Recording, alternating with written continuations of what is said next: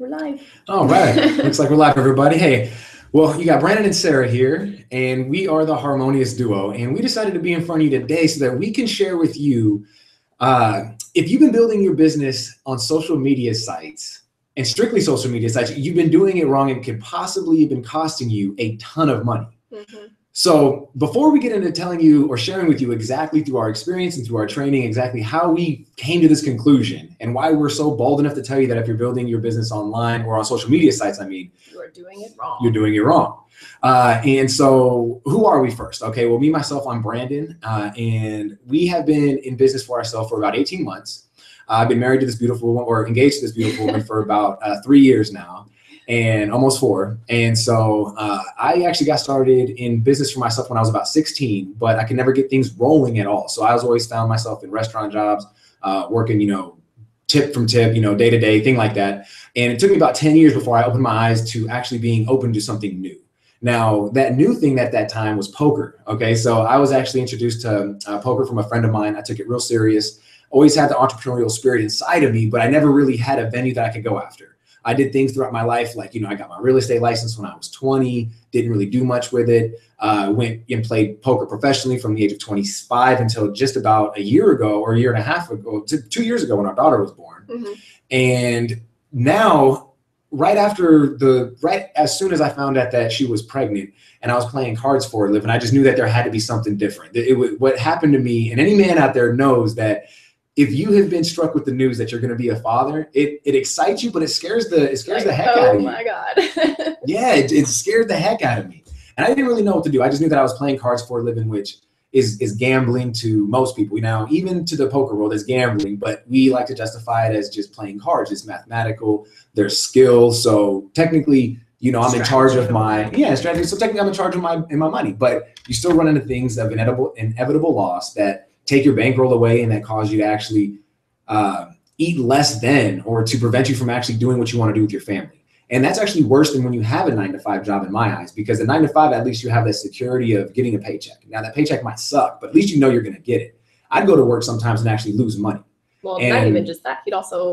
There's days where you'd spend like almost 18 hours, sometimes up to 20 hours outside of the house. And he'd come home at like 5 or 6 the next morning. And sometimes he'd win, sometimes he'd come home with nothing.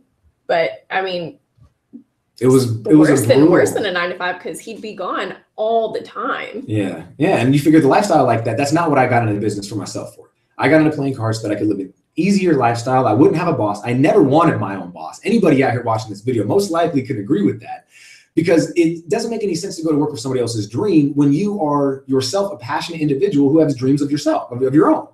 And so when I came across this, this new way of creating an income, I was just open for it. I had already been through and beat up on the tables. I had already been through and beat up in the real estate market. I already been beat up in the employee world. So I'd been tossed around quite a bit, but I was still open to new ideas and suggestions of how I can actually create an income doing what I loved. And so that's how we came together with being here in front of you right now, is because we actually took advantage of an opportunity that led us to being here and being able to help others in a way that the poker table would have never given me a chance to do. And obviously meet her in doing so. So, she always wanted to be a stay-at-home mother. She could tell you a little bit about that right now. Yeah. Well, I come from a very different background than Brandon. He is born and raised in Las Vegas, which is where we live right now. And I'm from Texas, 2 completely different cultures. And we're on our way though. Yes, we're on our way back. But me personally, I came from a decent background. I'm the second oldest of 5 kids. We were raised predominantly by our mother, who was always single, and she always worked to provide for her kids. And it was very noble. And, of course, my family always strongly encouraged us to go to college, to get a degree and to make it like official, and I'm sure you can relate. I'm sure, your parents or someone in your family who you look up to when you were growing up was pushing you to go to college, because that's what everyone's supposed to do. You want to be successful, you go to college. And I love learning. I actually really enjoy it, but I don't like the school environment, because I don't like, I was never one for homework assignments or for those like project deadlines where it was like 50% of your grade and there's so much pressure. And I just didn't really thrive in those environments. Now, if I went by myself, or if I went with like a group of friends and we went and studied and learned something on our own, it was always different. And, you know, maybe you can relate to that too. But the thought of going to college, I had no interest whatsoever. I really was just doing it to cater to, you know, to my mom, because that was like the thing that you were supposed to do. And my mom, she never finished college because she had her family so early. And so it was really important to her that one of her kids goes to an actual college. My older sister, she went into the Air Force, and, you know, she gets her education through the Air Force, but it was important to my mom that one of us go to college. So me being the bookworm that I was, those kind of fell onto my shoulders. And for a long time, I came up with reasons and excuses of, you know, not to go to college. Oh, I don't know what I'm going to go for. Oh, we don't have the money. Oh, I have to work so many hours and it'll interfere with my study. And, you know, I'm sure you understand. And so as a result of that, I just kind of floated for a really long time. And they call that procrastination for anybody who doesn't. No, they don't. Just throw them out there. Don't throw me under the bus like that. And so I floated for a really long time. I was what a lot of people refer to as like a wandering soul. I had no idea what I wanted to do with my life. I just knew I didn't want to go to college. I didn't want to work like in an office. I didn't want to work like for someone else, but I had no idea like really what I was capable of or what I should be doing. I really was directionless, and it got me into a lot of trouble. And eventually it got to a point where I ended up homeless in California for about 6 months, which was not a glamorous lifestyle. I don't recommend doing it. And that really kind of woke me up to the fact that, okay, maybe now's the time that I need to find a little bit of direction. And so I went back home, and by that time, I'm 22 going on 23 or something like that. And I'm back at home with my mom, again, working minimum wage jobs. I always worked as like a server. And then since I was 18, I worked with children. So I was always either a nanny, a babysitter, or a pre-K teacher. And I was always juggling more than one job because, you know, as I'm sure you can relate also, minimum wage doesn't really float the bills. And when you're trying to save up for a car, trying to save up to move out of your mother's house, and you're just trying to start your life, you know, that requires a lot of startup cash. And so, you know, you got to do what you got to do. But I didn't have any like joy or fulfillment from it. And again, I'm now 24 and still without direction. I thought, okay, well, maybe I'll just go try my luck in Las Vegas because I hear you can make some quick cash there. And so I thought I'd come here for a few months and I would stack some cash, and then I'd just go home and start my life doing Lord knows what.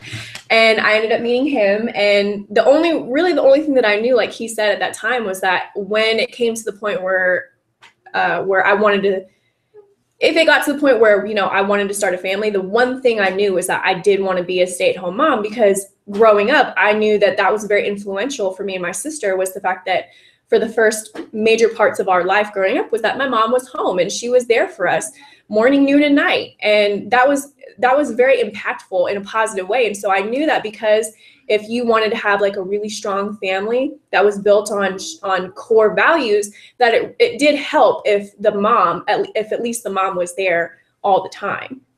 So that was like the only thing I knew for certain that I wanted out of life, was that I wanted to be a stay-at-home mom. I just had no idea really anything else. And so when we got together, you know, I watched him. He was very different than what I was used to. He was a very entrepreneurial go-getter from the beginning. He was always thinking of ways to make money without having to be someone else's employee.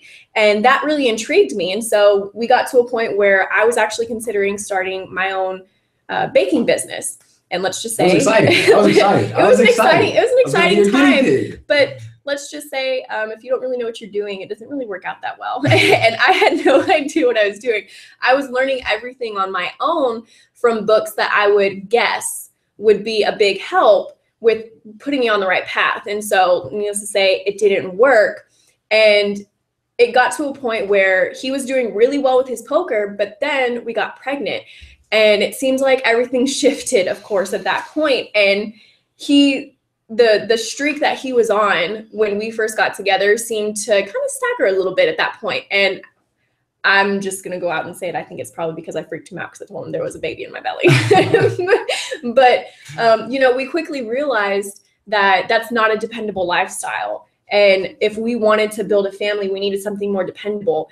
And again, we're now at a place together where we didn't know. We knew something had to change, but we weren't sure of an avenue to take for the change we were looking for.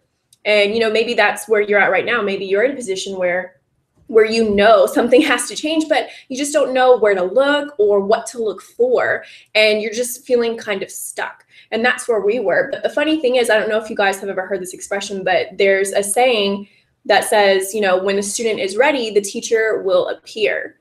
And after many sleepless nights, after many conversations of having to talk about our finances and just how staggering they were at that point, you know, it got very stressful. And we came to this point where it was almost like a little breakdown. And we were just tired of putting in so much effort and not seeing the rewards. We were tired of putting in so much time and effort and not seeing what should be there. And that's exactly when this opportunity came across our table. And because we were open, because we were ready, we decided to do a little research, take a leap of faith, and just go for it and see what happens. Because, you know, it's not like we were going into this blind. The opportunity that we were presented with was, luckily enough for us, was it gave us from the get-go everything we needed in terms of information that in order to build a successful business, you had to know if you wanted to make it work. And so, yeah, the only thing that we had a problem with at the beginning was, well, we had a few things in the problem, or a few problems in the beginning, but some of the biggest ones were how we were building our business. We were listening to our leaders and we were listening to the big names out there in the world who were saying, okay, well, you have got to build your business online, and then they get more specific. You got to build it on social media. You know, it's a big part of it. Pick 2 or 3 sites that are where your majority of your audience is at, so you're talking to the right people. And then so a lot of newbies, how like we were, we believed to hear that they were saying you need to build your business on social media, and you need to have social media be a big part of the income or basically of how your business is set up, when it's not really that true to think of it like that. When you actually reverse that and you actually think about it as, say, as a billboard, which is the way that we got it taught to us, is if you're driving down the highway right now and you look up and you see a billboard out there, that billboard is designed to point you into a direction, to a specific place to where you can actually purchase what you're looking for, or find or talk to somebody that you're looking to talk to. Yeah, or whatever it is the billboard's advertising for. It always says like turn left here or turn right at the next exit. It's very clear and specific on the directions you have to take to get what they're giving you. Yeah, and when you think about it like that, you can't pull over on the side of the highway and go up and climb up a ladder and go up there and get what you need. What you have to do is you have to do what the sign says, and you get directed to a source, which is going to be actually where the business is handled. And that's what we were doing wrong. We were treating basically our online business as a billboard, and we were not getting the results that we needed because people couldn't walk into our store. Does that make any sense? They couldn't buy anything from us on social media because, for one, you are restricted to what you can sell. You're restricted to how you can sell it. You're restricted to the copy, to how you say it. Yes. Your restrictions are just, through the roof. If anyone on here has ever attempted Facebook marketing, well, not that we're picking on Facebook, we love you, Facebook. No, yeah, they give us leads every day. If you ever look at their terms of service and you actually read their terms of service, they're very restrictive of what it is you can actually promote through those ads, what it is you can actually sell through those ads. And then they get even more specific with how you sell those ads. For example, like the text in which you use to incentivize people to click on your ad to go through your buying process. Facebook is very particular about that. And if you happen to misunderstand their terms of service and not put it up to what they consider to be, Facebook compatible, then not only will, of course, they not promote your ad, but if you keep making these mistakes, you can actually have your entire account shut down. And it's not, and that's the whole thing that a lot of people don't understand. It's not even a person doing the shutting down. It's a robot. It's a robot. I've spoken to Facebook. It's a robot. Okay. So they have these bots that come through that just scan your stuff. So if they deem it either invaluable, or they deem it spammy, or they deem it whatever it is that you are doing that you're not trying to actually do. If they deem it as something else, there's no getting over it. Everything you have connected to that account will be shut down. Yes. It happened to us. It happened to us, and we were taught also when you're going to be on Facebook to create these fan pages that are going to be able to drive traffic to, because you can't actually create an ad unless you have a fan page.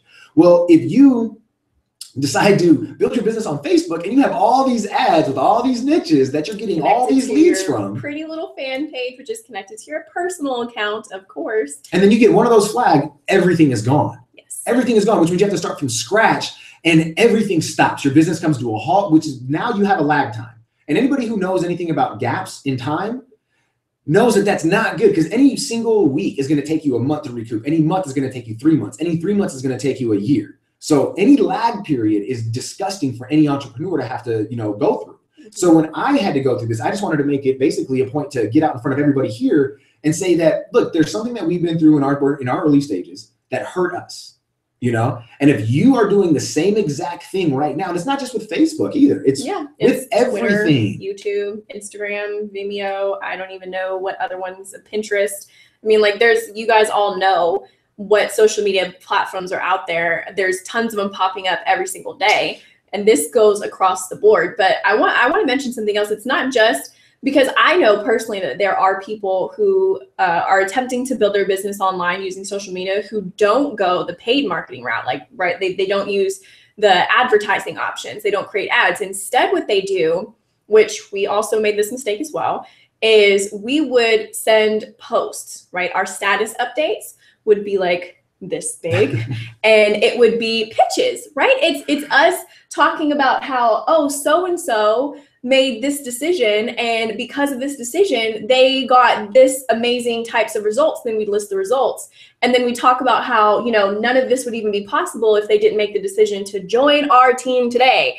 And then boom, there's our link, and then there's the picture. And lo and behold, we come back the next day and there's like no likes, there's no comment, there's zero engagement. And you know why? It's because people don't like that. They don't respond to that. And Facebook doesn't either. Yes, which is why they're not showing any of those posts to the majority of your audience. But it should also say something that when you're attempting to build your business using social media, that you pay attention to your engagement or lack thereof, because that's going to tell you if that's something in the way that you're doing it is something you should continue doing or not. If you're putting up these types of posts, know that, you don't know what you don't know. But luckily now you have us sitting here telling you from personal experience that's not the route to go. And if you're looking at your posts and you're wondering, well, hey, you know what? I actually don't have really much engagements on these posts outside of my parents or my best friends or people in our own community who already are in our opportunity. That should be a huge red flag for you that something needs to change. And so this is why Brandon and I decided to come on here and explain to you that if you are attempting to build your business on social media versus building your business using social media. And I just hate to cut you off, but if you still don't understand, or like it's hard to comprehend exactly that question, the easiest thing to ask yourself right now, is if Twitter, Facebook, YouTube, Instagram, if all these places by happenstance just you woke up tomorrow and they were all shut down, where would your business be? That's the question you got to ask yourself, because if you say, oh shit, I wouldn't have anything, you're building your business on social media versus using your social media to build your business. Well, I think it's important. How do you use social media versus building on social media? I think maybe it would help them if you give them an example. It's just go right back to that billboard metaphor. What you're going to do is you're going to have and use your Facebook or whatever platform you're using, from your Twitter, whatever it is. You're going to use that to direct them to your platform that you own and operate yourself, where you can actually talk to them in a manner that excites you and that gets them excited, and that there's no restrictions. And the only way to do that, the only way that we know about, is to own property on the internet, is to actually own something that you can drive people to, drive your audience to, that has your sales, services, whatever it is that you're offering. They're ready for people to talk with you, interact with you in a way that they can't do anywhere else except for on your platform. Mm-hmm. That's the big part that we've been able to take advantage of, that has lifted the way that we not only talk with people or engage with them, but the way that we do business, because it allows people to feel as such as we're humans. They don't think that we're just in it for their money, because that's the last thing that we care about. I made a lot of money in my businesses. This is not about the money. You know what I mean? Like right now, we're working to build a team right now in this industry to be able to bring, freedom into 50 people's lives every single year. That's what we're trying to do. But we couldn't do that if we weren't open to opportunities, as well as learning and gaining and increasing our skills, which doing this right now, being able to share this with you, is doing that exact same thing. So when we took advantage of that billboard metaphor and we heard it and we started to build our business on actually our platform, can you imagine what it did for our confidence, for our sales, for everything that we're doing? It increased everything that we're a part of right now, because now they get to join something that is exclusive. It's not, oh, I'm on Facebook. Oh, so are 200 million people. But having read Brandon and Sarah's blog, see, that's where you get them.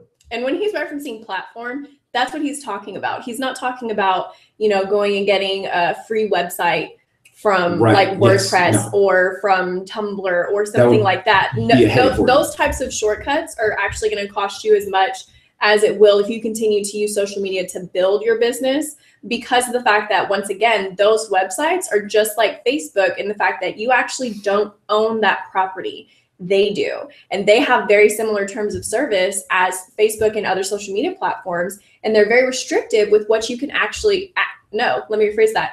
They actually do not prefer that you monetize your site. So if you are sitting here wondering, okay, well, I want to build my business. Obviously, in order to do that, I have to generate financial results.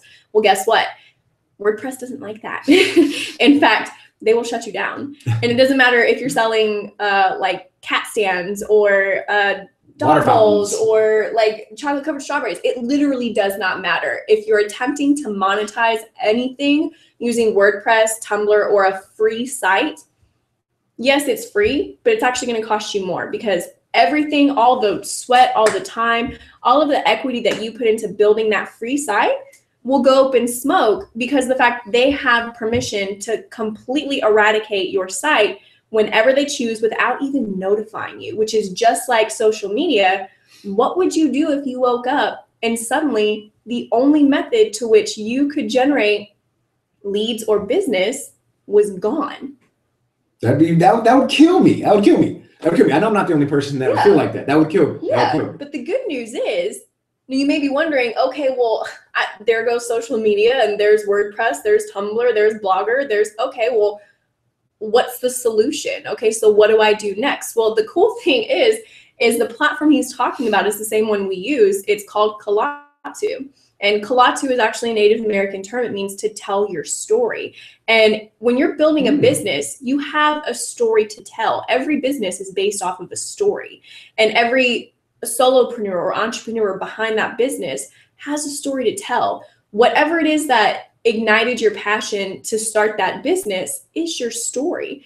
Facebook, Twitter, Instagram, YouTube, those places are not for that type of content. They're for quick on-the-go content. But if you want to develop a long-term sustainable relationship with your customers, which can over time increase your value per customer, right? Because when you can create a loyal customer, that person's going to stick with you and buy whatever it is you tell them to buy, because they've built a relationship on trust with you, and they see that every day you're coming in or you're consistently coming and providing value, solving their problems, providing information that can help them. And when you can combine that with that product being yours that you're actually selling, it's like, I mean, the world's wide open. The opportunities are endless, but you have to have a platform that's safe to do it. And ours is the only one, as of this moment, that's the first for-profit blogging platform, meaning it doesn't matter what you sell. It doesn't matter what business you're in. It doesn't matter.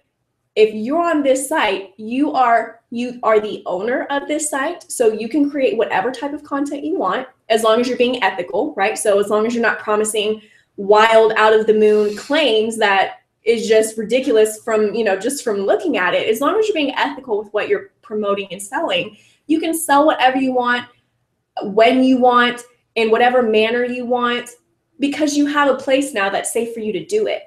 So you don't have to worry about waking up the next day and being like, oh my God, my site is shut down. What do I do? Because here, which I've been through, Yes. I've been through, you know, which was painful. Guys. It was painful. and there's no reason for anybody else to go through that. So, I mean, if you've experienced, we've been through quite a bit now in this, I think it's been about 30 minutes that we've been talking with you guys. We didn't want to keep you for so long, but we just wanted to share this big breakthrough with you, because if you have found that you've been building your business on social media versus using social media to build your business, then we want to offer you the same thing that we took advantage of, which is off to one of these directions. You're going to see a link to the Klaatu blog, and you're going to be able to access this the moment that you click that link.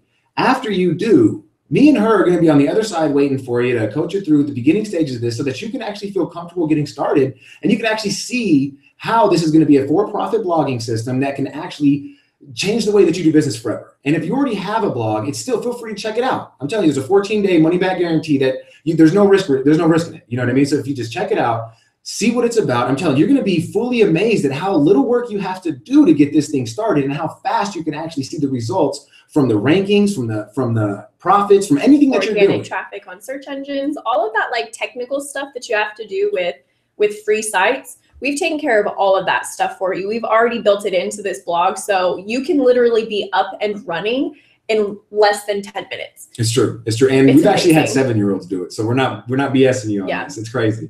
So if you found value in any of this, make sure to come back tomorrow. We're going to be in front of you guys every day as long as we can, sharing everything that we know with you guys to help you build a business and make more money. Yeah. So we thank you guys for coming in, and we'll see you tomorrow.